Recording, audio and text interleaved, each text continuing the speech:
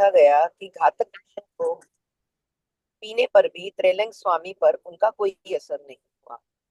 हजारों लोगों ने, जिनमें से कुछ आज भी जीवित हैं, त्रेलंग स्वामी को गंगा के पानी के ऊपर तैरते देखा है। कई कई दिनों तक वे पानी के ऊपर बैठे रहते या बहुत दिनों तक लहरों के नीचे छिपे रहते। अब ये बहुत ही उनका डिफरेंट टाइप का एक एक्सपीरियंस है जिसको वो शेयर कर रहे हैं, जो एक सामान्य व्यक्ति के लिए लगभग असंभव है। जो वो त्रेलंग स्वामी जी के बारे में बता रहे हैं कि वे पानी के ऊपर तिरते थे, तैर लेते थे। तिरते का मतलब होता है, मतलब ऊपर की सतह पर जैसे कोई लेट जाता है ना पानी के ऊपर, वो वाली परिस्थिति। कई कई दिनों तक वे पानी के भीतर लहरों के नीचे भी छिपे रहते थे। भारतीय सूर्य की निर्दयी धूप में मणिकर्णिका घाट के दहकते प्रस्तर खंडों पर निश्चल अवस्था में त्रैलंग स्वामी की निर्वस्त्र मूर्ति दिखाई देना एक सामान्य सी बात थी। ये तीनों ही असामान्य परिस्थितियां बताई इन्होंने उनके बारे में।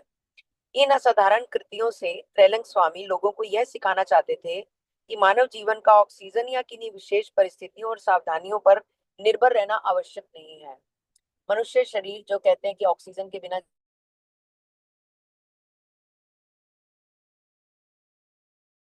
जीवित नहीं रह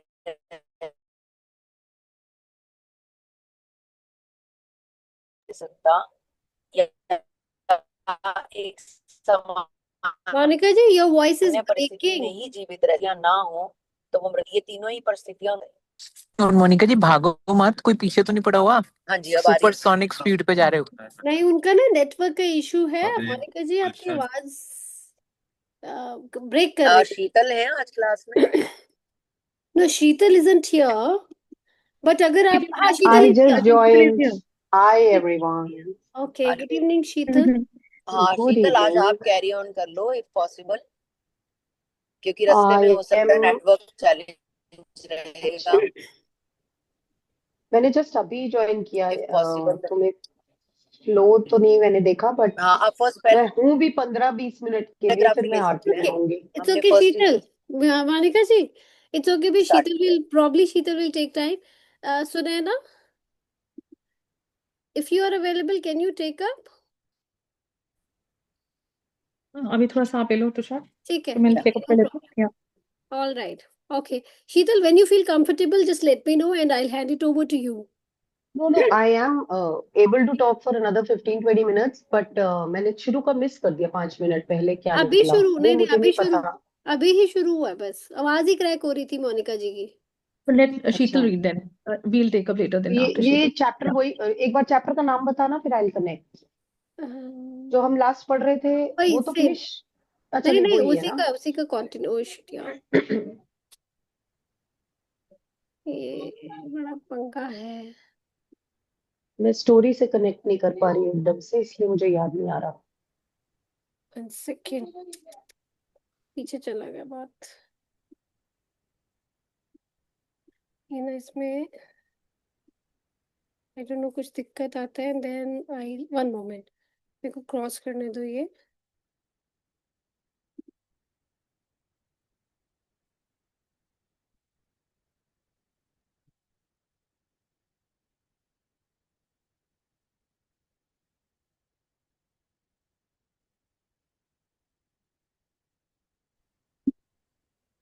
कैसा? 68।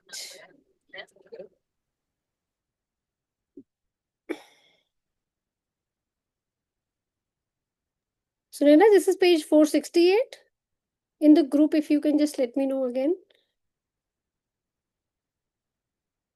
मैं देख लेती हूँ 1 second.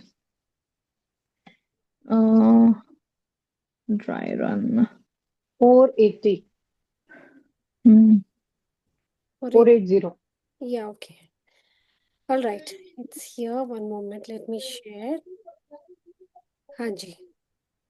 Yeah, Sheetal, it's there on the screen. कौन से पेज से, कौन से पैराग्राफ से First है? line only. अच्छा, कौन से ये यहीं से शुरू होना था। मोनिका जी की आवाज भी वो पक्की अच्छा, मुझे क्रैक कर रही थी। हाँ मेरे को भी क्रैक भी आ रही थी। Okay, I read, let me see if I connect with the previous page. मुझे याद नहीं आ रहा, but I will read from here. कई बार देखा गया कि घातक विषों को पानी पर भी त्रैलंग स्वामी पर उनका कोई असर नहीं हुआ। हजारों लोगों ने, जिनमें से कुछ आज भी जीवित हैं, त्रैलंग स्वामी को गंगा के पानी के ऊपर तैरते देखा है। कई कई दिनों तक वे पानी के ऊपर बैठे रहते या बहुत दिनों तक लहरों के नीचे छिपे रहते। भारतीय सूर्य की निर्दयी धूप में मणिकर्णिका घाट के दहकते प्रस्तर खंडों पर निश्चल अवस्था में त्रैलंग स्वामी की निर्वस्त्र मूर्ति दिखाई देना एक सामान्य सी बात थी। ये उस जमाने में, अब तो चलो कलयुग है और चीजें भी बदल गई, उस जमाने में एक्चुअली बड़ी ही पहुंची हुई सिद्धियां होती थी। क्योंकि अगर मुझे पानी का अगर कोई और इंस्टेंस याद आए तो इस समय ये भी याद आ रहा है, महाभारत काल में दुर्योधन भी पानी के नीचे जा चुका था, बैठ गया था या छुप गया था, या लोग तपस्या करते थे। कोई पानी के नीचे तपस्या कर रहा है, कोई लेविटेट हो रहा है। तो ये उस समय के दौरान ये सिद्धियां पा लेना अपने आप में एक सोल एलिवेशन का ही एक प्रूफ होता था। तो यहाँ पे ये कई बार वहां पे बोल रहे हैं कि कई बार उन्हें गंगा के ऊपर तैरते हुए देखा मीन्स वो इस तरह की स्विमिंग नहीं लग रही कि कोई बंदा एक्चुअल स्विमिंग पोज में स्विम कर रहा है। वो एक्चुअली ऊपर ही चल रहे हैं, एज इफ उनके नीचे फ्लोर हो। और कई कई दिनों तक वे पानी के ऊपर बैठे रहते थे, वही जैसे उनको आसन मिल गया हो, पानी उन्हें डुबा नहीं रहा। वो पानी की ये कह लो कि उस डेंसिटी के ऊपर अपना वेट जो है मैनेज कर पा रहे हैं, और बहुत दिनों तक लहरों के नीचे भी छिपे रहते थे। तो ये काफी अद्भुत था। और क्योंकि हमारे भारत में सूर्य का जो टेम्परेचर है, जो हमारी किरणों का बहुत तेज होता है, तो उन्होंने कहा उस निर्दयी धूप में, यानी कि जिसे हम स्क्रॉचिंग हीट बोलते हैं ना इंग्लिश में, उस तरह की निर्दयी धूप में भी वो मणिकर्णिका घाट के दहकते, आग जैसे अंगारे बरसते ना, जैसे ऐसे दहकते प्रस्तर खंडों पर निश्चल अवस्था में, निश्चल मतलब वो हिल भी नहीं रहे, स्टैच्यू मोड में त्रैलिंग स्वामी की निर्वस्त्र मूर्ति दिखाई देना एक सामान्य सी बात है। अब उन्हें मूर्ति ही बता दिया, और वो भी निर्वस्त्र, क्योंकि वो कुछ धारण नहीं करके बैठते थे, एक नेकेड रूप में वो वहां पे विराजमान होते थे। और वो बिल्कुल स्टैच्यू पोज में वहां पे अपनी जो भी तपस्या करनी है सब करते थे। और लोग वहां बहुत आना जाना अगर करते थे, उनको दिखता था कि ये तो उनके लिए एक नॉर्मल सीन हो गया था कि ये यहाँ निर्वस्त्र मूर्ति रूप में दिखाई देंगे, बिल्कुल निश्चल अवस्था में, विदाउट एनी मूवमेंट, इन अ समाधि पोज। इन असाधारण कृतियों से त्रैलिंग स्वामी लोगों को यह सिखाना चाहते थे कि मानव जीवन का ऑक्सीजन या किन्हीं विशेष परिस्थितियों और सावधानियों पर निर्भर रहना आवश्यक नहीं है। हमने बचपन में साइंस पढ़ा है, oxygen gives us life, it is required. But spirituality ये बता रही है कि इन सारे घटनाओं से वो ये प्रूफ भी कर रहे हैं और मैसेज भी दे रहे हैं कि मानव जीवन का ऑक्सीजन पे भी रहना आवश्यक नहीं है। You can do without oxygen. जब हमने 26वां लेसन पढ़ा था क्रिया योगा का, तो हमने ये सीखा था कि जो क्रिया योगी बन जाता है वो कई घंटों तक, शायद दिनों तक, आई डोंट नो, बट कई घंटों तक सांस को रोक कर, जिसे हम अपनी योग भाषा में शवासन भी कहते हैं, वो रह सकता है। डॉक्टर आएंगे कहेंगे पल्स नहीं है, लेकिन वो बंदा जिंदा है, यानी कि वो विदाउट ऑक्सीजन, क्योंकि उसने लाइफ फोर्स को अपनी बॉडी में इतना प्रवाह दे दिया कि वो उसके लिए स्टॉक हो गई। वो ऑक्सीजन उसके लिए, जैसे कैमल के अंदर स्टॉक हो जाता है खाना, गायें अगर करती है बाद में जुगाली, जिसे हम रूमिनेशन कहते हैं, इस तरह से ये लाइफ फोर्स यानी कि जीवन की जो प्राण वायु है, वही क्रिया योगा में हमारे अंदर शायद स्थित हो जाती है, जिसकी वजह से ये प्रूफ हो रहा है इन घटनाओं से कि मानव जीवन का ऑक्सीजन पे रहना भी जरूरी नहीं है, और किन्हीं विशेष परिस्थितियों और सावधानियों पर निर्भर रहना भी आवश्यक नहीं है। मतलब सर्वाइवल के लिए इंसान कुछ तो सावधानियां बरतेगा, कुछ तो एनवायरनमेंट देखेगा, कुछ तो परिस्थितियां बनाएगा कि हाँ भाई, इस एनवायरनमेंट में, इस परिस्थिति में I can survive, otherwise I can't survive. तो ये भी उन्होंने बता दिया कि आवश्यक नहीं है। चाहे योगीराज पानी के ऊपर रहते हो या पानी के नीचे, चाहे उनका शरीर उग्र सूर्य किरणों को ललकारता हो या नहीं, उन्होंने यह सिद्ध कर दिया कि वे ईश चैतन्य के द्वारा जीते थे। मृत्यु उनका स्पर्श नहीं कर सकती थी। तो उन्होंने ये साबित कर दिया, उन्होंने, चाहे वो पानी के ऊपर मिलते थे या नीचे मिलते थे, बट उनका शरीर उग्र सूर्य किरणों, सेम थिंग यहाँ पे और इलेबोरेट हुई है, इतनी तेज धूप और गर्मी को भी उनका वो गर्मी उनके शरीर को नहीं ललकारती थी कि मैं तेरे शरीर को भस्म कर दूं, मैं इतनी तेज हूं। नहीं, ऐसा कोई उनको भय भी नहीं था और उनके साथ होता भी नहीं था। आज के हम माहौल में देखे तो हम कहेंगे ओ सन टैनिंग हो गई, सन बर्न्स हो गए, सूर्य की किरणें जलती ही नहीं है। तो इसीलिए ललकारना वर्ड यहाँ यूज हुआ है कि चाहे उनका शरीर उग्र सूर्य किरणों को ललकारता था, कि वो उस सूर्य को ललकार रहे हैं, किरणों को, कि तुम मेरा कुछ नहीं बिगाड़ पाओगे। तो उन्होंने ये सिद्ध कर दिया कि वे ईश चैतन्य के द्वारा जीते थे, यानी कि सुप्रीम कॉन्शियसनेस के द्वारा जीते थे, मृत्यु उनका स्पर्श नहीं कर सकती थी। तो वो शायद मृत्यु पर भी विजय प्राप्त कर चुके थे, क्योंकि हमने 26 लेसन, मुझे बार बार याद आता है, उसमें ये भी लाइन आई थी कि इसके बाद तो डेथ का भय भी खत्म हो जाता है। ये लाइन आई थी चैप्टर में, क्योंकि वो डर ही निकल जाता है। जब भय नहीं है तो आपने एक तरह से उस पर विजय ही प्राप्त कर ली। सो ये योगीराज केवल आध्यात्मिक रूप से ही नहीं बल्कि शारीरिक रूप से भी विशाल थे, यानी कि he had a huge body. ऐसे कोई टिमिड सी पर्सनालिटी नहीं थे, वो काफी विशाल दिखने वाले, यानी कि एक अच्छे खासे कद काठी डॉल वाले योगी थे शारीरिक रूप से। और आध्यात्मिक लेवल पे तो उनके ये सारे घटनाक्रम बता रहे हैं कि वो कितने स्पिरिचुअली एलिवेटेड थे। उनका वजन 300 पाउंड से अधिक था, तो अच्छे खासे। रुचि जी अपनी लाइन म्यूट कीजिए, थैंक यू। उनका वजन 300 पाउंड से अधिक था। उनके जीवन के प्रत्येक वर्ष का 1 पाउंड, मतलब वो 300 वर्ष जिए। हर 1 पाउंड को अगर आप हर हर जीवन का एक साल को 1 पाउंड से अगर देखा जाए तो 300 पाउंड का हर साल उन्होंने कुछ ना कुछ पाया, अपने शरीर में प्राप्त किया, कुछ जोड़ा, कुछ रहस्य और भी बढ़ जाता है, क्योंकि वे शायद ही कभी कुछ खाते थे।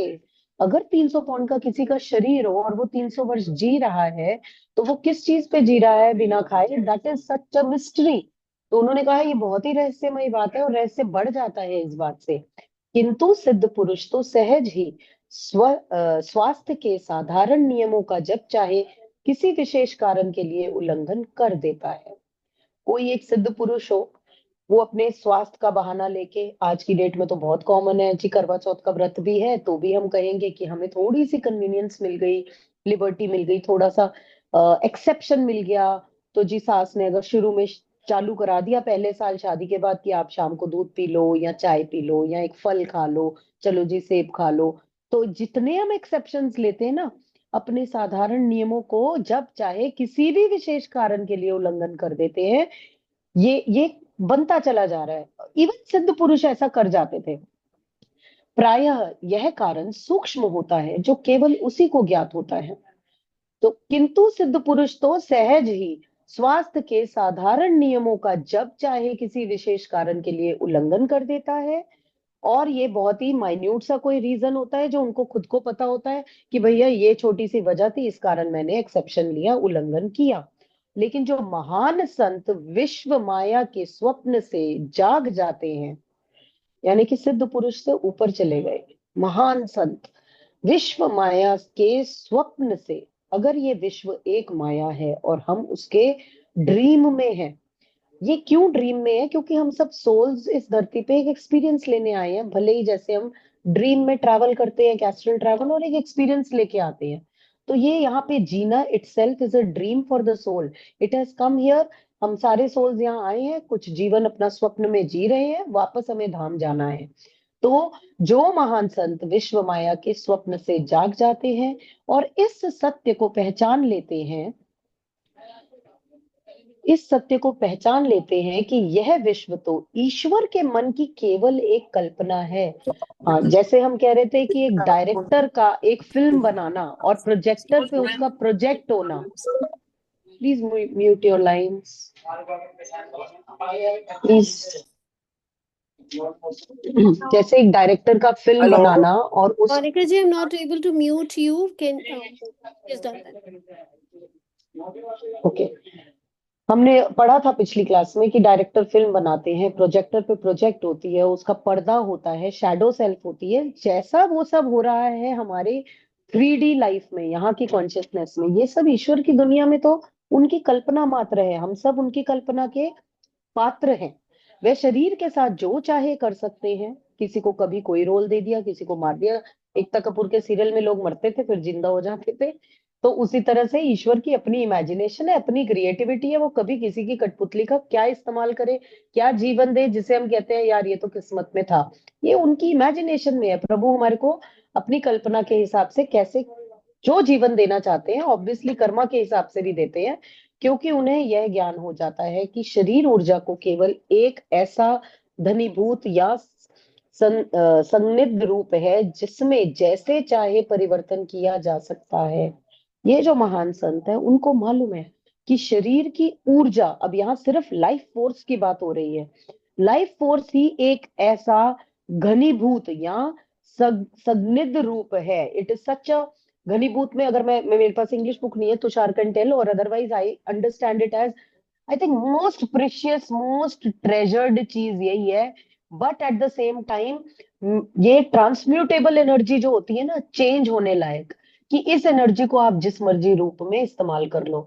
चाहे रोज के जो है ना अपने जीवनचर्या में उसको खत्म कर दो, वेस्ट कर दो, या आप स्पिरिचुअल एलिवेशन में, अपनी असेंशन में यूज करो, ऊपर उठने में यूज करो। तो जैसे चाहे आप उसको परिवर्तित कर सकते हैं।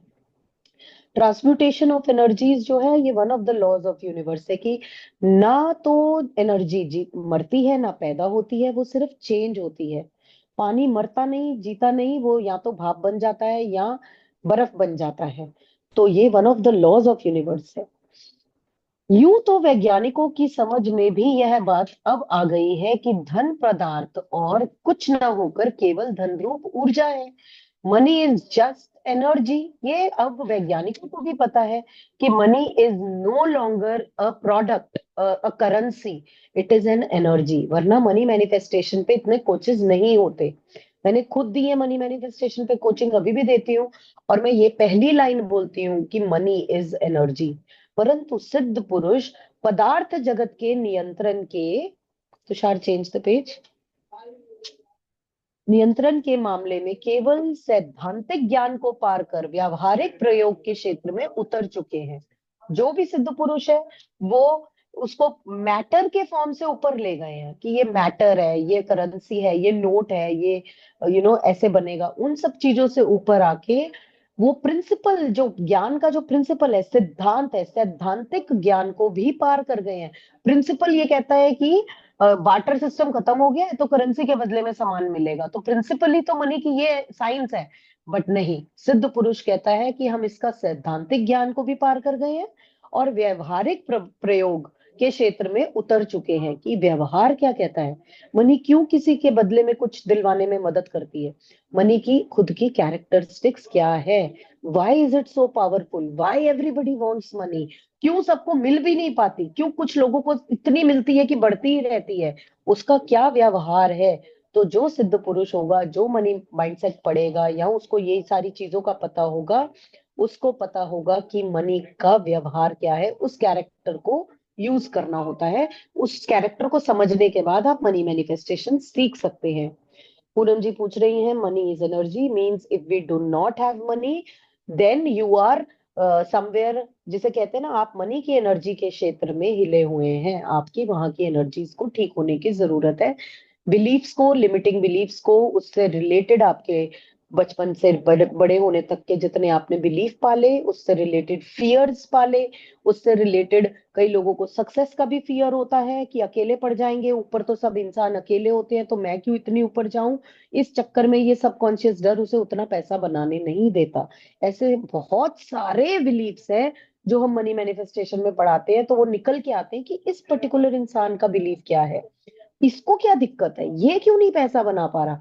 तो वो कस्टमाइज्ड उसके लिए एक आत्म मंथन हो जाता है, और वो समझता है जब कि मनी का व्यवहार क्या है, तब वो, यहाँ पे इस स्टैंजा की एंडिंग है कि सिद्ध पुरुष उस क्षेत्र में उतर चुके हैं जो मनी का भी, जो सिद्धांत को छोड़ो व्यवहार जानते हैं। सूत्रलिंग स्वामी हमेशा पूर्ण निर्वस्त्र रहते थे, तो वो कपड़े धारण नहीं करते थे। वाराणसी की त्रस्त पुलिस उन्हें बौखलाने वाले शरारती बच्चे के समान मानने लगी थी कि ये तो सनक गया भैया, ये बच्चा नहीं बांधेगा। जैसे हम कहते हैं ना छोटे बच्चे को, एक बच्चा देखा वो बार बार कहीं पत्थर फेंक रहा है और कोई आस पड़ोस के लोग आए या पुलिस आई कि बेटा किसी गाड़ी का शीशा टूट जाएगा, किसी का कांच टूट जाएगा, यहाँ मत करो, ये मत करो, पर वो नहीं मान रहा तो आप बार बार मना रहे हो, फिर आप डिक्लेयर ही कर देते हो इस बच्चे ने नहीं सुधरना। तो वहां की जो पुलिस थी वो भी इनको ऐसे कहते थे, ये बाबा तो नहीं सुधरेगा, ये कपड़े नहीं पहनेगा। तो वो जितना मर्जी उन पे चार्ज लगा देना ऑब्ससीनिटी का कि आपको अंदर कर देंगे, नहीं जी, उस जमाने में ऐसा कोई रूल चालू भी नहीं हुआ था, उन पे चल भी नहीं पा रहा था। तो वो मान गए थे ये शरारती बच्चे के समान है जो मानने वाले नहीं है, यानी कि ये ढीठ किस्म के प्राणी हैं। प्राकृतिक अवस्था में रहना उनके लिए सहजता था। अरे, प्राकृतिक अवस्था में रहना उनके लिए सहजात था। यार चार्जिंग में लगाइयो। सुने ना, म्यूट। प्राकृतिक अवस्था में रहना उनके लिए सहजात था। ईडन के गार्डन में रहने वाले प्रथम मानव आदमी की भांति ही उन्हें भी अपनी नग्न अवस्था का भान नहीं था। एडम ईव को नहीं पता था कि उनको कपड़े पहनने हैं। They came in the life in a naked state और वो उसमें कंफर्टेबल थे। इनको भी शायद उसी तरह से ये आभास नहीं था कि मैं डिफरेंट लग रहा हूँ, उनके लिए ये नॉर्मल था। परंतु पुलिस को पूरा भान था और उन्होंने उन्हें पकड़कर जेल में डाल दिया। चलो जी, हमें लगा शायद उन पे जोर नहीं चला, पर आगे बात क्लियर हो गई कि उन्हें जेल में पकड़कर डाल दिया। इससे पुलिस ही मुश्किल में पड़ गई। त्रैलिंग स्वामी की महाकाय देश शीघ्र ही अपनी संपूर्ण नित्य सामान्य अवस्था में जेल की छत पर दिखाई देने लगी। अब ये वहां पे भी कलाकार हो गए, ये वहां जेल में पहुंचाए गए नग्न अवस्था में, और ये वहां की छत पे दिखाई दे रहे हैं, यानी कि लेविटेट हो रहे हैं। और उनकी कोठरी पर लगा ताला ज्यों का त्यों था। वे बाहर कैसे निकले, यानी कि बाहर की जेल की दीवार, अंदर की भी नहीं, जेल के बाहर की, वहां निकले कैसे किसी को समझ नहीं आ रहा था। अब आप सिद्ध पुरुष से पंगा लोगे तो उनकी घटनाएं देखोगे थे। तो हतोत्साहित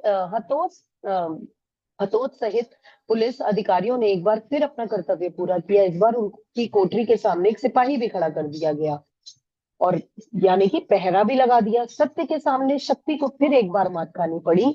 महान योगीराज शीघ्र ही अपने निश्चित भाव से छत पर टहलते दिखाई दिया। अच्छा, छत पे चिपके भी नहीं हुए, टहल रहे हैं। अपसाइड डाउन कोई इंसान ऊपर घूम रहा है तो आपके लिए कितना स्कैरी हो जाएगा वो, कि ये कोई घोस्ट देख लिया हमने। लेकिन न्याय देवी आंखों पर पट्टी बांधे रहती है, वो तो जस्टिस है। जस्टिस कहता है कि इन्हें अंदर डालो न्यूडिटी या ऑब्ससीनिटी के इल्जाम में, तो उनकी आंखों पर तो पट्टी बंधी है। आ रही थी। ये लास्ट पैरा है सर। गोल गोल चेहरा और बड़े पीपे की तरह विशाल पेट होते हुए भी वे कभी कभी ही खाते थे। कई एक सेकंड में। न्याय देवी आंखों पर पट्टी बांधे रहती थी। तरलंग स्वामी के मामले में निरुत्तर हुई पुलिस ने न्याय देवी का ही अनुसरण करने का फैसला कर लिया। तो त्रिलंग स्वामी हमेशा मौन रहते थे। गोल गोल चेहरा और बड़े पीपे की तरह विशाल पेट होते हुए भी वे कभी कभी ही खाते थे। ये हमने पहले भी देखा कि वो खाते नहीं थे ज्यादा। कई सप्ताहों तक निराहार रहने के बाद भी वे हड्डियां भर भर कर भक्तों हांडिया भर भर कर, I am so sorry, Handia भर भर कर भक्तों द्वारा अर्पित किया गया दही खाकर अपना उपवास तोड़ते थे। बड़ी बड़ी हांडिया भरकर दही पसंद था, वो खाते थे। और एक बार एक नास्तिक ने त्रैलंग स्वामी को पाखंडी सिद्ध करने का निश्चय किया। उसने दीवारों की सफेदी के लिए इस्तेमाल किया जाने वाला चूना घोलकर एक बाल्टी में उनके सामने रख दिया। यहाँ से आगे तुषार आप ले लो, मेरी आरती के लिए बुलाया जा रहा है। Thank you, I just come back after the all Aarti. Right, या थैंक यू शीतल। फिर उसने बड़ी श्रद्धा का ढोंग करते हुए कहा, महात्मन, मैं आपके लिए कुछ दही लाया हूँ, कृपया इसे स्वीकार करें। त्रिलंग स्वामी ने बिना किसी हिचक के उस जलते हुए चूने के कई लीटर की आखिरी बूंद तक पी ली। कुछ ही मिनटों में वे कुकर्मी पीड़ा से छटपटाते हुए भूमि पर लौटने लगा। यानी कि जिसने वो चूना भर के वो जो हांडी दी थी, उसको ये प्रॉब्लम होने लगी, जो उसने सोचा था कि त्रिलंग स्वामी को वो कोई भी कष्ट या पीड़ा देगा। बचाइए स्वामी जी, बचाइए, वह चीखने लगा। मेरा शरीर जल रहा है, मेरी कुटिल परीक्षा के लिए क्षमा कर दीजिए। महान योगीराज ने अपना मौन भंग किया और कहा, शैतान, उन्होंने कहा, तुमने जब ये विष मुझे पीने के लिए दिया तब तुम्हारी समझ में नहीं आया कि मेरा जीवन तुम्हारे जीवन के साथ एक है। यदि मुझे यह ज्ञान नहीं होता कि मेरे पेट में ईश्वर उसी तरह विद्यमान है जिस तरह वे ब्रह्मांड के हर अणु परमाणु में है, तब तो चूने के घोल ने मुझे मार ही डाला होता। अब तो कर्म का देवी अर्थ तुम्हारी समझ में आ गया है, इसलिए फिर कभी किसी के साथ चाल चलने की कोशिश मत करना। तो उन्होंने, त्रैलंग स्वामी ने कहा, अगर मैं ये मानता ही ना कि ये जो मेरा पेट है ये भगवान की एक रचना है, जैसे उनका ब्रह्मांड है उसी तरह मेरा शरीर भी है, या मैंने अपने आप को बिल्कुल परमात्मा में विलीन ना किया होता या उनके ध्यान में ना होता, फिर तो मैं मर ही जाता। अगर मैं फिजिकल सेंसेस में होता, सिर्फ फिजिकल बॉडी में ही वास कर रहा होता या उसी की चेतना में होता, तो फिर तो ये मेरे पे असर कर जाता। लेकिन क्योंकि मैं माइंड से या सोल से कनेक्टेड हूँ भगवान से, तो फिर मेरे पे ये चीजें असर नहीं की। त्रैलंग स्वामी के इन शब्दों के साथ ही वह पापी कष्ट मुक्त हो गया और चुपचाप वहां से चला गया। त्रैलंग स्वामी के बजाय उस आदमी पर पीड़ा का उल्टना योगीराज की अपनी इच्छा के कारण नहीं हुआ था, बल्कि सृष्टि के दूर से दूर स्थित पिंडों के भी आधारभूत विधि के नियम के कार्यान्वित होने से हुआ था। और ये इसलिए हुआ क्योंकि ये सृष्टि का नियम है, अगर आपने किसी को दुख या कष्ट दिया है तो आपको वो झेलना पड़ेगा, चाहे आज या कल, चाहे अगले जन्म में। लेकिन ये सामने सामने ही या तुरंत उसी टाइम पे हो गया, ये बहुत अच्छी बात थी। त्रैलंग स्वामी जैसे आत्मदर्शी पुरुषों के मामले में यह नियम तत्क्षण कार्यान्वित हो जाता है, क्योंकि उन्होंने उसके कार्यान्वयन में बाधक अहंकार के एक दूसरे को काटने वाले प्रवाहों को पहले ही हमेशा के लिए नष्ट कर दिया होता है। जैसे मैंने कहा कि जो चीज आप करो उसका फल मिल ही जाता है, लेकिन इनके केस में उनको साथ के साथ मिल गया था, क्योंकि उन्होंने इसके कार्यान्वयन में बाधक अहंकार के एक दूसरे को काटने वाले प्रवाहों को पहले ही हमेशा के लिए नष्ट किया गया था। कि I am not able to understand this line, but I try to explain. कि क्योंकि कुछ चीजें जो उन्होंने पहले या बाद में जो कष्ट से काटने थे, वो ऑलरेडी कट चुके थे, इसलिए वो बाद में नहीं आनी थी पीड़ा उनको, या कष्ट नहीं आना था। तो साथ के साथ यहीं पे ये पूरा हो गया। ईश्वरीय न्याय की स्वयं चलित व्यवस्था जो प्राय अनपेक्षित प्रकार से प्रकट होती है, जैसा त्रिलंग स्वामी और उनका हत्यारा बनने जा रहे थे आदमी के मामले में हुआ, में विश्वास मानवीय न्याय के प्रति हमारे उतावले क्रोध को शांत करता है। प्रतिशोध लेना मेरा काम है, प्रभु कहते हैं, मैं ही प्रतिशोध लूंगा। यानी कि अगर आपके साथ किसी ने बुरा किया तो आपको नहीं करने की जरूरत। सो गॉड इज वॉचिंग दैट, भगवान वो देख रहे हैं, वो कहते हैं मेरा काम है, मैं बैलेंस क्रिएट कर लूंगा। मानव के क्षुद्र साधनों की आवश्यकता ही क्या है, प्रतिशोध के लिए ब्रह्मांड स्वयं ही अपने आप व्यवस्था करता है। तो this is law again, law of nature, या ये प्रकृति का नियम ही है, भगवान का नियम है आपने, या कर्मा का नियम नियम है। जैसा आप करोगे वैसा आपको फल या फ्रूट बियर करना पड़ेगा। As you sow shall you reap, आज या कल, इस जन्म या अगले जन्म या कई जन्मों बाद भी। But you will have to pay the price for every thought and action that you create and do. ना समझ लोग ईश्वरीय न्याय, प्रेम, सर्वज्ञता, अमृतत्व आदि के होने की संभावनाओं पर विश्वास नहीं करते। तो जिनमें समझ नहीं है वो ये भी नहीं मानते कि भगवान न्याय करेगा, कि चल कुछ नहीं होता, आज हम कर देते, कौन देख रहा है, किसी ने देखा है, देखी जाएगी, कुछ नहीं होता, वो नहीं मानते। सो दे आर मूड, शास्त्रों के ख्याली पुलाव। इस प्रकार के नासमझ दृष्टिकोण वाले लोगों को ब्रह्मांड के विराट प्रपंच की प्रति कोई आदर श्रद्धा नहीं रहती, और अपने जीवन में ऐसी असंगत घटनाओं का चक्र शुरू कर देते हैं कि वही चक्र आखिर उन्हें विवेक और ज्ञान को ढूंढने पर विवश कर देता है। मतलब जो नासमझ है, जो ये मानते ही नहीं कि प्रकृति का नियम है, या आज गलत कर रहे हैं तो कल गलत होगा कि नहीं। कई बार होता है ना, हमारे आसपास भी लोगों को कहते सुना गया, यार वो तो इतने बुरे काम कर रहे हैं, उसको तो कुछ नहीं हो रहा, वो तो फल फूल रहा है, उसका तो सब बढ़िया चल रहा है, बहुत पैसा है, रला छला में है। लेकिन आपको नहीं पता कि उसके भीतरी जीवन में क्या चल रहा है, प्लस उसके आने वाले टाइम में क्या होगा, प्लस उसके रिलेशंस कैसे हैं, प्लस उसका अगला जन्म कैसा होगा। We are not aware.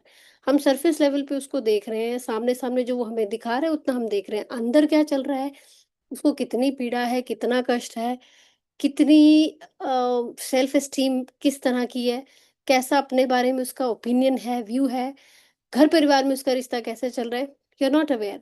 आप बाहर से देख रहे हो, तो लोगों को बाहर से देख के ये मान लेना कि क्योंकि वो गलत कर रहा है और उसके बाद बहुत पैसा है तो मैं भी करूंगा तो मेरे पास भी ये होगा या मेरा भी ठीक रहेगा, that is completely wrong, unacceptable. तो क्योंकि आपको नहीं पता जो ब्रह्मांड के सृष्टि के नियम है वो कैसे पूरा का पूरा हिसाब रखते हैं, पूरी कैलकुलेशन रखते हैं, और पूरा होता है। जैसे अगर लेटेस्ट हम फ्लड्स का एग्जांपल लें तो कह रहे हैं कि आप प्रकृति से जितनी छेड़छाड़ कर रहे हो उसने बराबर कर ही देनी है। और बहुत सारी रील सेम आ रही है कि वहां कोई सरपंच पटवारी नहीं होता जो आपकी जमीन या सृष्टि पटवारी या सरपंच के कहने पर उतनी माप माप के जमीन लेके जाएगी, फिर वो अनलिमिटेड इनफाइनाइट बेस पे वापस पूरा कर लेती है। जैसे आप जितना हम फूड या मीट खाते हैं, सी फूड निकालते हैं, वो सी जो है लॉर्ड सी वो वापस ले लेगा। वो कुछ भी करके उतने के उतने जीव या उससे उससे कम तो नहीं, उससे ज्यादा जीव वापस पानी में उसने लेने ही लेने हैं। वो फ्लड के रूप में ले, सुनामी के रूप में ले, कैसे मर्जी ले, वो वापस जितना आपने वहां से सी वाटर एनिमल निकाला है, सी फूड निकाला है, वो पूरा करेगा। जितनी आपने लकड़ काटी है वापस जाएगी। तो ये लकड़ कटी कब की, कब से कट रही है, वो वापस लेना है, वो बराबर होगा हिसाब। तो आपको नहीं पता कितने बड़े लेवल पे होता है। इसलिए अपने एवरी थॉट, एवरी एक्शन बड़े समझ से, बड़े wisely you should take it every moment. ईसा मसीह ने यरूशलेम में अपने विजय प्रवेश के अवसर पर ईश्वरीय विधान की सर्वशक्तिमत्ता के बारे में कहा था। जब उन्हें शिष्य और जन समुदाय हर्ष ध्वनि कर रहे थे और नारे लगा रहे थे, स्वर्ग में शांति और ईश्वर की महिमा हो, तो कुछ रूढ़िवादी फरीसियों ने उस अशोभनीय हृदय दृश्य कहकर ईसा के पास जाकर इसका विरोध किया। उन्होंने कहा, हे गुरु, अपने शिष्यों को डांटिए। तो ये कुछ किसी जगह पे कुछ एक रैली की बात हो रही है, जो ईसा मसीह लॉर्ड जीसस के डिसाइपल्स लगा रहे होंगे कि स्वर्ग में शांति और ईश्वर की महिमा हो। तो वहां पे लेकिन जो कुछ ओपोनेंट्स हो गए वो आए, उन्होंने लॉर्ड जीसस को कहा कि इनको चुप कराओ, अपने डिसाइपल्स को, ये क्या बोल रहे हैं। परंतु ईसा ने कहा, यदि उनके शिष्यों को चुप भी करवा दिया जाए तो पत्थर तुरंत नारे लगाने लगेंगे। कि ये तो फैक्ट है, ये तो ऑल प्रिवेलिंग ट्रूथ है कि जो हेवन में पीस हो और ईश्वर की महिमा हो, कि ऑल हेल मतलब गॉड की प्रेजेस हर जगह हो। तो तुम लोगों को तो चुप करा लोगे, लेकिन ये हर जगह है, ये प्रकृति में है, पत्थर में है, पेड़ में है, हर जीव में है, किस किस का मुंह बांधोगे। फरीसियों को लगाई हुई इस फटकार में ईसा मसीह यह स्पष्ट कर रहे थे कि ईश्वरीय न्याय केवल प्रतीकात्मक अमूर्तता नहीं है जो कभी प्रकट नहीं हो सकती। और शांत रहने वाले मनुष्य की जीभ जड़ से उखाड़ दी जाए, तब भी उसे स्वयं विधि के विधान से, जो सृष्टि का आधार है, वाणी एवं सुरक्षा प्राप्त हो जाएगी। उन्होंने लॉर्ड जीसस ने फरीसियों को ये जब बात बोली इस तरह से कि तुम लोगों का मुंह बंद करा सकते हो, लेकिन क्योंकि ये ट्रूथ है, इसको झुठला नहीं सकते। आप इनको चार लोगों को बंद कराओगे और लोग बोलेंगे, आप लोगों के मुंह बंद करा लोगे तो, लेकिन आप किसी पत्थर से या आप सृष्टि से, नेचर से बात करोगे तो आपको ये सामने बात स्पष्ट रूप में दिखेगी। फिर उन्होंने कहा कि ईश्वरीय न्याय केवल प्रतीकात्मक अमूर्तता नहीं है जो कभी प्रकट नहीं कह सकते। ऐसा नहीं है कि ये जो गॉड्स लव है या गॉड्स की पावर है, सुप्रीम पावर्स है, ये इस तरह की नहीं है जो दिखे ना या दिखाई नहीं जा सकती। और शांत रहने वाले मनुष्य की जीभ जड़ से उखाड़ दी अगर जाए, अगर कोई कोई इंसान जिसकी जो जो उसकी जीभ भी आप अगर निकाल लेते हो, तब भी उसे स्वयं विधि के विधान से, जो सृष्टि का आधार है, वाणी एवं सुरक्षा, भगवान फिर भी उसको स्पीच दे देगा। Even if you take out the tongue of a person, यानी कि आप कुछ भी करने के लिए, अगर सच सच को मिटाने के लिए आप कुछ भी जितना भी जोर लगा लो, सच नहीं छुप सकता। ईसा मसीह कह रहे थे, तुम शांति प्रिय लोगों को चुप कराना चाहते हो। यह तो स्वयं उस ईश्वर की आवाज को दबा देने की आशा करने के समान है जिसके पत्थर भी उसकी महिमा और उसकी सर्वव्यापितता का गुणगान करते हैं। क्या तुम लोग यह मांग करोगे कि मनुष्य मिलकर स्वर्ग की शांति के आदर में उत्सव ना मनाए। सो ईसा मसीह ने कहा कि तुम शांति प्रिय लोगों को चुप कराना चाहते हो। ये बात है कि तुम खुद भगवान की आवाज को बंद करना चाहते हो, जो कि हो नहीं सकती। जिससे पत्थर भी उसकी महिमा, मतलब पत्थर भी मानता है, या कोई चेतन अचेतन कोई भी चीज है, वो भी मानती है कि जो ईश्वर है वो सर्वव्यापक है, ओमनी प्रेजेंट है, ओमनीसियंट है। क्या तुम लोग ये मांग करोगे कि मनुष्य मिलकर स्वर्ग की शांति के आदर में उत्सव ना मनाए। क्या तुम लोग उन्हें केवल पृथ्वी पर युद्ध के समय ही एकत्रित होकर अपनी एकता व्यक्त करने का उपदेश दोगे। यदि ऐसा है तो हे उपदेश को, विश्व के आधार को उखाड़ फेंकने की अपनी तैयारी कर लो। अगर तुम ये मान रहे हो कि भगवान की जो पावर है, जो सुप्रीमसी है, उसको तुम झुठला रहे हो या उसको नहीं मान रहे हो, तो फिर ये आप मान लो कि आपकी जो खुद की एग्जिस्टेंस है वो खतरे में है, वो खत्म हो जाएगी। तो हे उपदेश को, विश्व के आधार को उखाड़ फेंकने की अपनी तैयारी कर लो, क्योंकि ये तो सृष्टि का बेस है। तो आप बेस ही अगर रूट आउट कर दोगे तो फिर आप भी नहीं रहोगे। क्योंकि सदाचारी मनुष्य ही नहीं बल्कि पत्थर या पृथ्वी और जल और अग्नि और वायु भी सृष्टि में दिव्य सामंजस्य के प्रमाण देने के लिए तुम्हारे विरुद्ध खड़े होंगे। अगर तुम भगवान को जुटलाना चाहोगे, तुम इंसान के मुंह बंद कर दोगे, तो भी जो अर्थ है, जो वाटर है, जो हिल्स हैं, जो रॉक्स हैं, जो फायर है, जो विंड है, वो सब भी तुम्हें वही प्रमाण देंगे कि भगवान है। भगवान की ओमनी प्रेजेंस और उनकी जो सत्ता है वो विद्यमान है, वो आपको ये प्राकृतिक चीजें खुद बताएंगी। अवतारी तुषार, चित्र या यहाँ रुकते हैं 1 मिनट, में कुछ याद आया इसी से रिलेटेड बताना चाहती हूँ। या आई प्लीज। थिंक पीछे वाला पैरा मैंने अभी थोड़ा सा कैचअप किया था, पढ़ा तो उसमें आया कि जब लोग भगवान को मानने से इनकार करते हैं, या जैसा जीसस के साथ ये लोग कह रहे कि अगर वो कह रहे हैं मे piece be in the haven, और यहाँ पे भी ईश्वर की महिमा हो, तो भी जब उन्होंने कहा ना कि ये जीव से भी उनकी जीभ भी निकाल दे तो भी प्रभु उन्हें प्रोटेक्ट करेंगे अगर वो सही है।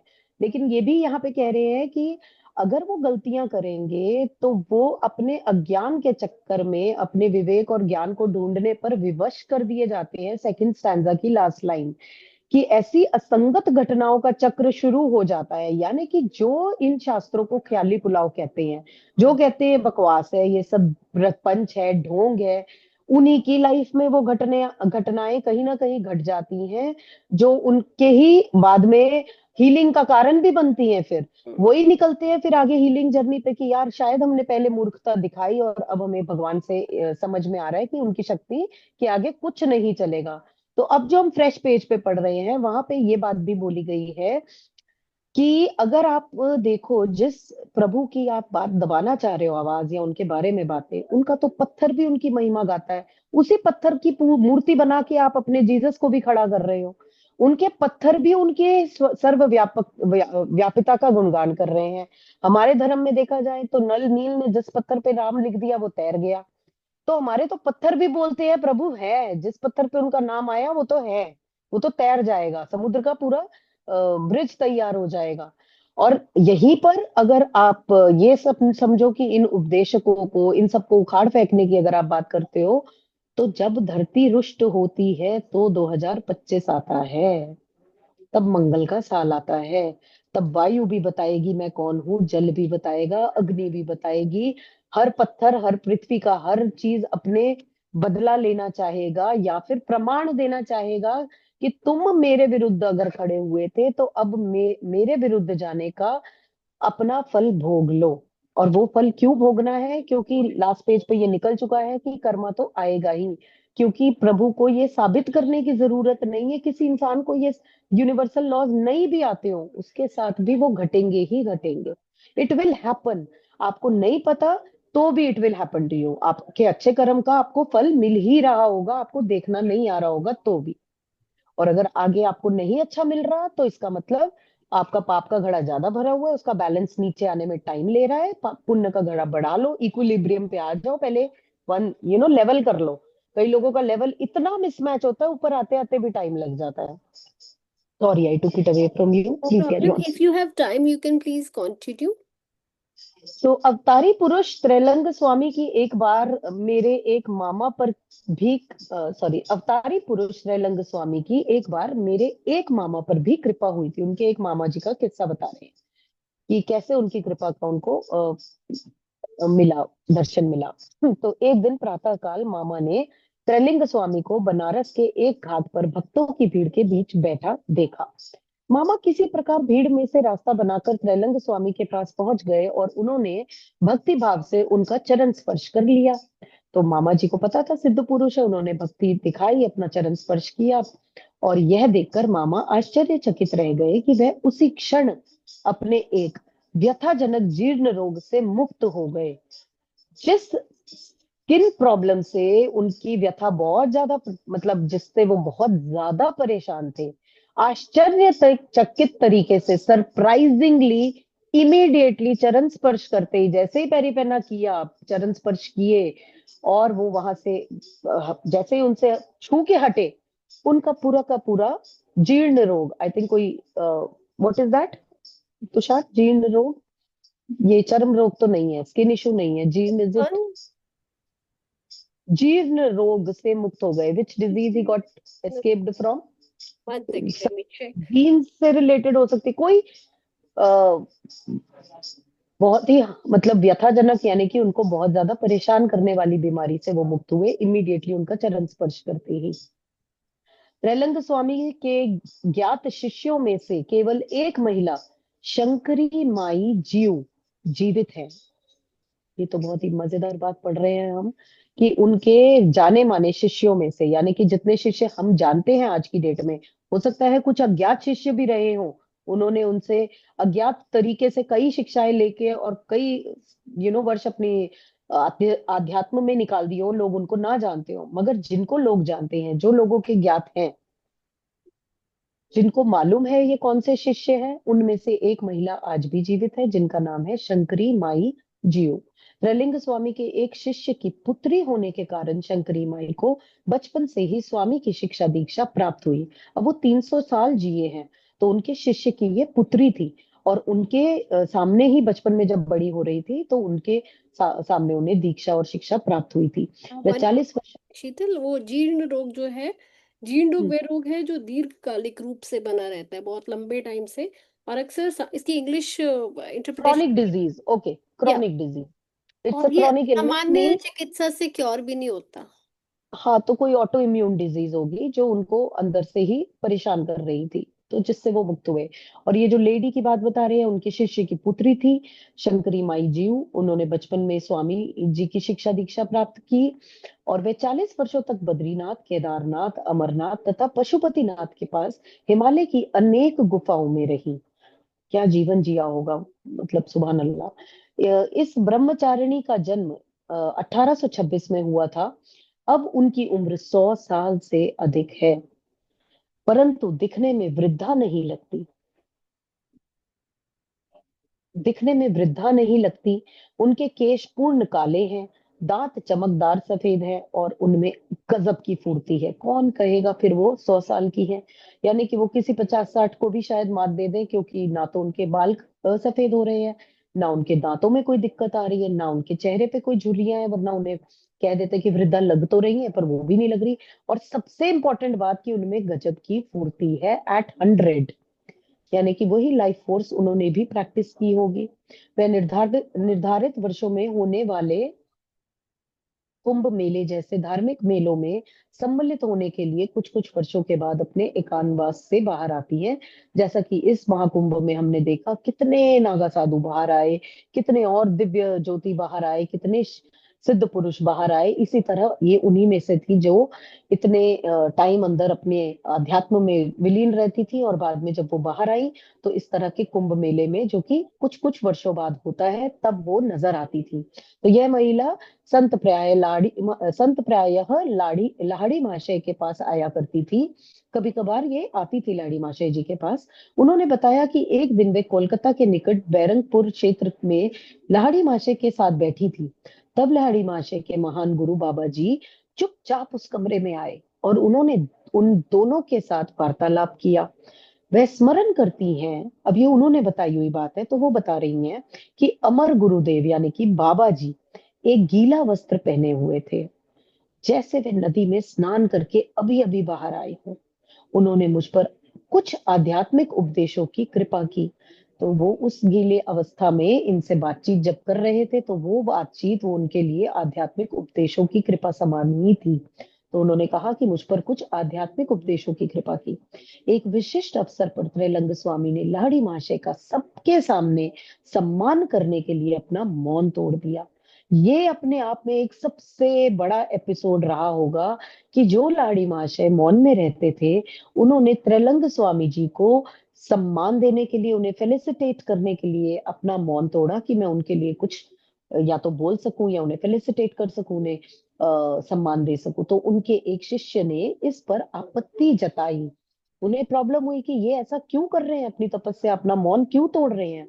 उसने कहा, गुरुदेव, एक स्वामी और सन्यासी होते हुए भी आप एक गृहस्थ के प्रति इतना आदर क्यों दिखा रहे हैं? मतलब जलन होना कितना ह्यूमन ट्रेट है कि उन्हीं के शिष्य जो कि इन चीजों से परे हो जाने चाहिए, मगर ये शिष्य नहीं हो पाए, वो परेशान होके पूछ रहे हैं कि ये तो एक गृहस्थ है, इनके लिए आप इतना प्रेम और आदर क्यों दिखा रहे हैं। एक क्यूरियोसिटी भी थी उनमें और डाउट भी था कि ऐसा मत करो, मेरे को आपकी चिंता है, आपका तपस्या भंग हो रही है। तो त्रैलंग स्वामी ने कहा, वत्स, लाड़ी महाशय एक दिव्य बिल्ली के बच्चे के समान है। याद आया, ये चैप्टर शुरू हुआ था लाड़ी महाशय और उनकी वाइफ के बीच में, कि उनकी वाइफ ने नोटिस किया कि वो कितने सिद्ध पुरुष है और उन्होंने ब्रह्मचर्य का पालन किया, उसके बाद से वो उनके कमरे में नहीं सोए। तब ये चैप्टर स्टार्ट हुआ था। तो उन्होंने जब जाना कि त्रैलंग स्वामी जी अपना मौन तोड़ रहे हैं लहड़ी महाशय जी के लिए, जो कि एक मैरिड मैन है, तो उन्होंने कहा, नहीं नहीं बेटा, वत्स, लाड़ी महाशय एक दिव्य बिल्ली के बच्चे के समान है। बिल्ली का बच्चा जैसे उसकी माँ जहां उसे रख देती है वहीं रहता है, उसी प्रकार लहड़ी महाशय भी जहां जगजननी ने उन्हें रख देती हैं वहीं रहते हैं। अब जगजननी ने चाहा कि वो एक गृहस्थ में रहे, तो वो रह रहे हैं। वो कह रहे हैं, यू नो, आपका हुक्म सर आंखों पर, your wish is my command वाला जीनी बन के।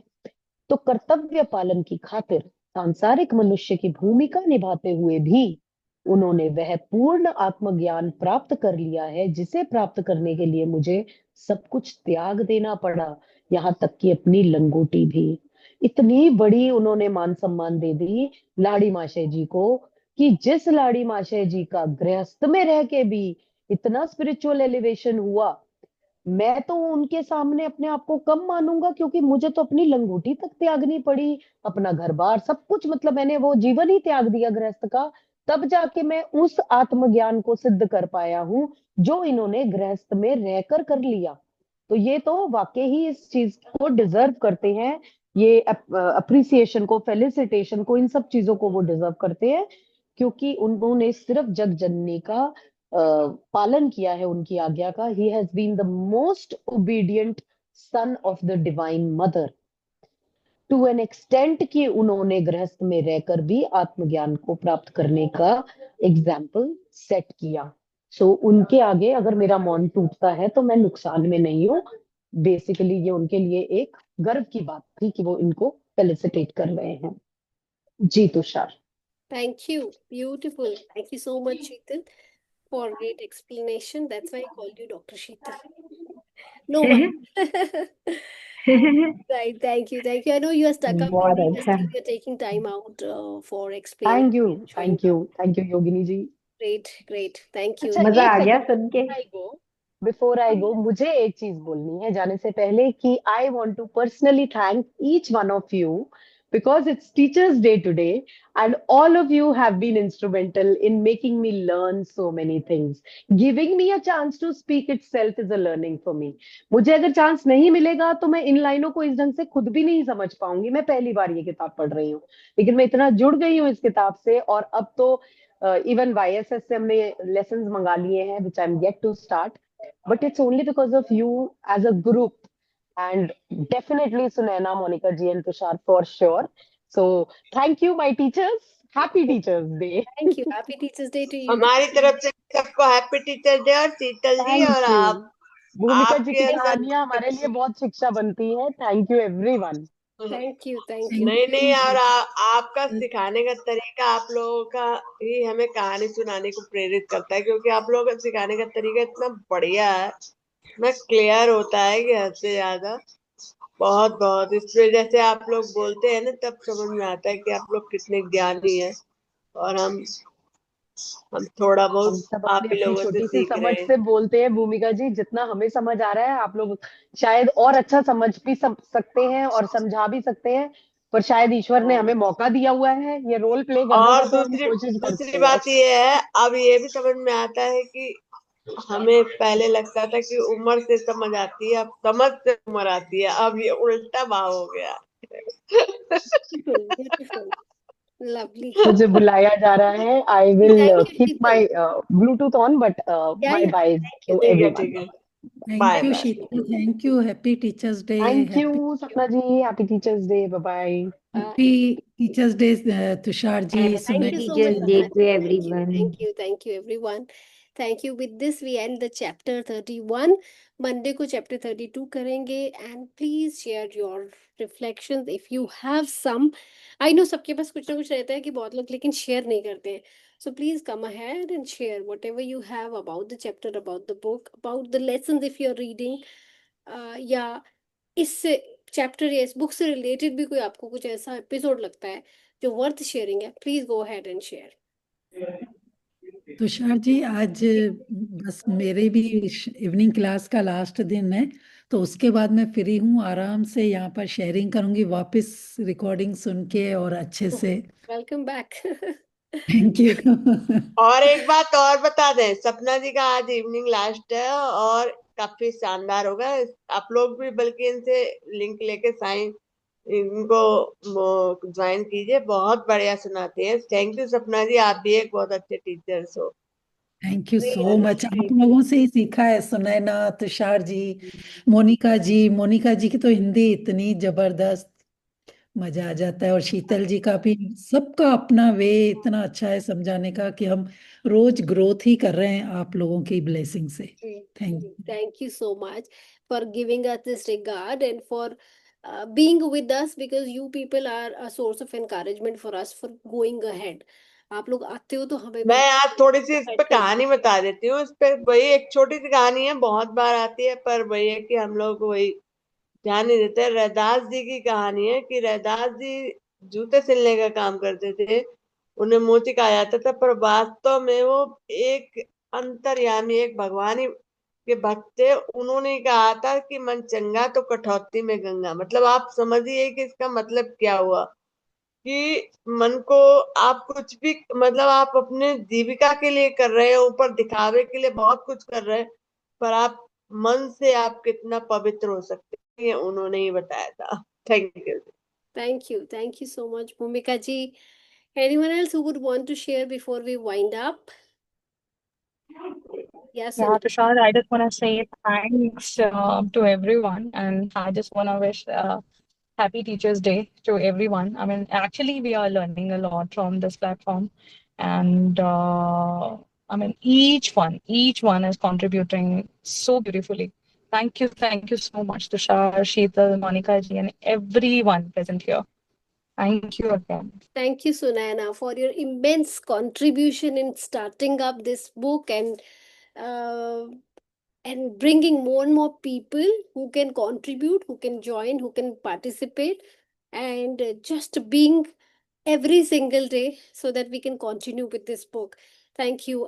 You share and you take a lot of credit for this book. I would not have been able to start alone had you not been there.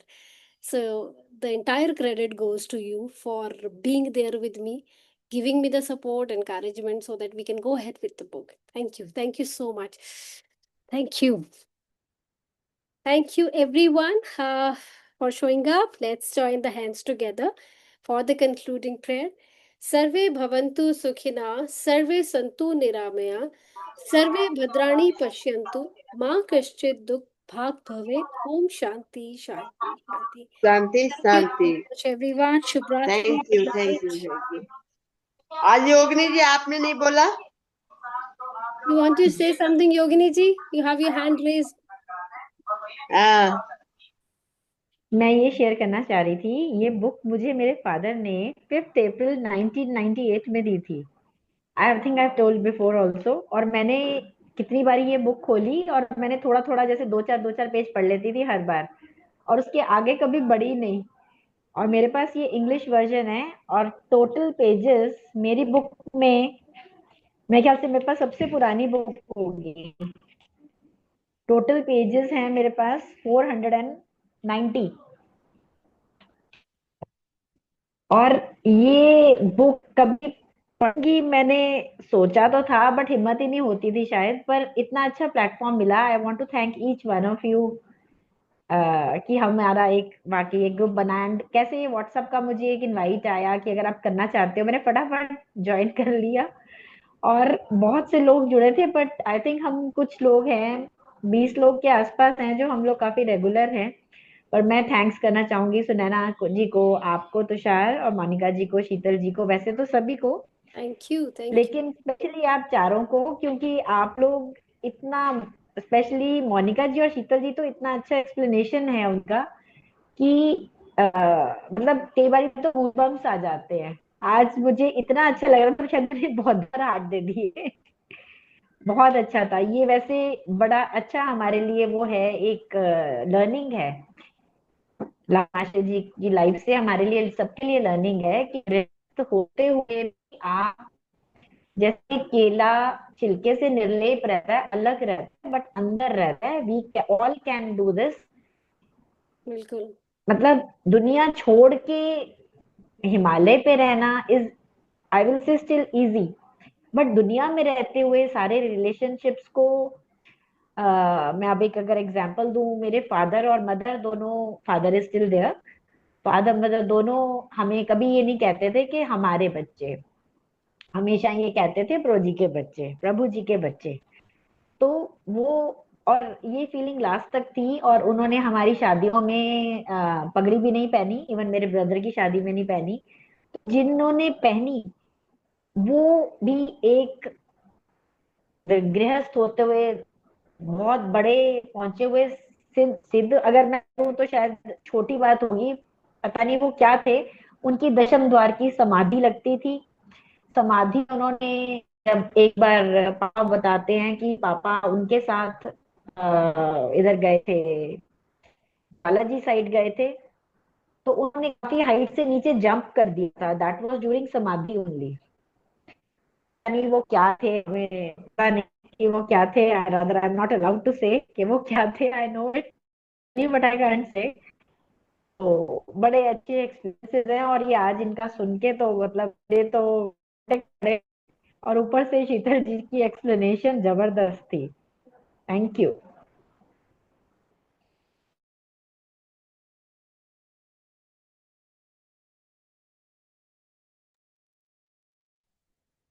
Thank you so much Yogini ji, thank you so much. मैं I was on call so I couldn't hear it. Thank you so much for sharing everything, even at the end when I winded up the session. Beautiful, मेरे को recording देखनी इसमें पड़ेगी for this. इसमें भी, अच्छा आप रिकॉर्डिंग देख लोगे, मैं कहने लगी थी इसमें भी ईश्वर की मर्जी होगी कि नहीं सुन पाए। मैं बेटे को वेट कर रही थी, वो एकेडमी से पहुंचा नहीं, आज लेट है, 7:30 ओके तक आ ओके जाता है, तो I was trying to okay. Coordinate कि वो कब आए। नहीं, एक्चुअली हम लोगों को गृहस्थ में रहते हुए हर जो कुछ भी होता है ना, हमने वो स्टोरी तो सुनी हुई है एक राजा और मंत्री की, कि राजा के पूरे हाथ पैर सब थे, मंत्री उनके चोट लगी तो मंत्री ने कहा कि बहुत अच्छा हुआ, तो राजा को बड़ा गुस्सा आया और मंत्री को कारागार में डाल दिया। फिर वो राजा फिर शिकार पे गया, या आई थिंक भूमिका जी ने स्टोरी सुनाई हुई है एक बार।